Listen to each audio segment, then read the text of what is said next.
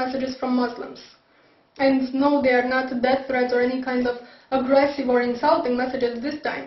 Instead, they are trying to bring to my attention that the Big Bang Theory, as it is explained and accepted by scientists today, was revealed in their holy book, the Quran, 1400 years ago, before the theory even existed. And they argue this by bringing certain verses in the Quran which, interpreted correctly, they say, clearly describe the Big Bang cosmological model. I will insert them in the sidebar. Also, if you do a search on YouTube by the terms Quran and Big Bang, you will see what I mean. It's all over the place. Now, I'm not going to argue and dissect them simply because, well, one, my arguments would just basically say, yo, look, them verses have nothing to do with the Big Bang. To which the responses would be, oh yeah, they do. And this can go on forever. And two, because you can read them for yourselves.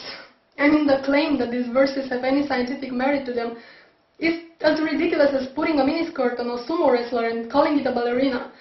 No. He's just wrong. So instead, I'm just gonna ask one question to the Muslims making this claim.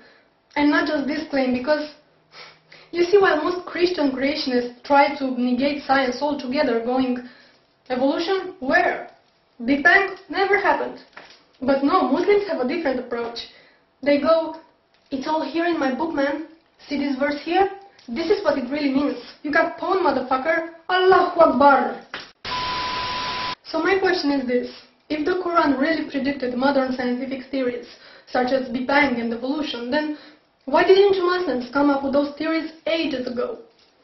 If all those things were revealed in your holy book 1400 years ago, it means that you had 1400 years at your disposal to explain to us infidel fools how things really work. But you didn't, did you? It was only after the Big Bang Theory was worldwide accepted by the scientific community that you decided to claim, well, Allah said it first. And same goes with evolution.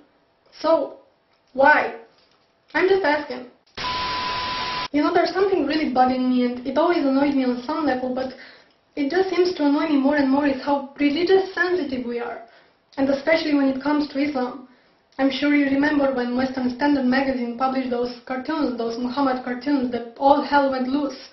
And the publisher of the magazine was interrogated by the Canadian Human Rights Committee because he disrespected this holy religion that doesn't even know the meaning of human rights. It's sadly ironic. And this wasn't an isolated case. The same thing happened to Maclean magazine, I think it was, in 2008. Or the movie Fitna, which got banned.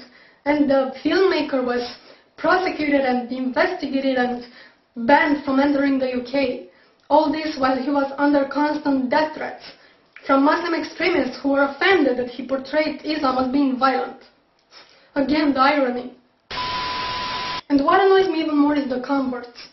The people who weren't indoctrinated into this religion from childhood, but grew up exposed to human rights values. For now to convert to Islam and come preach how wonderful and sciencey and peaceful it is.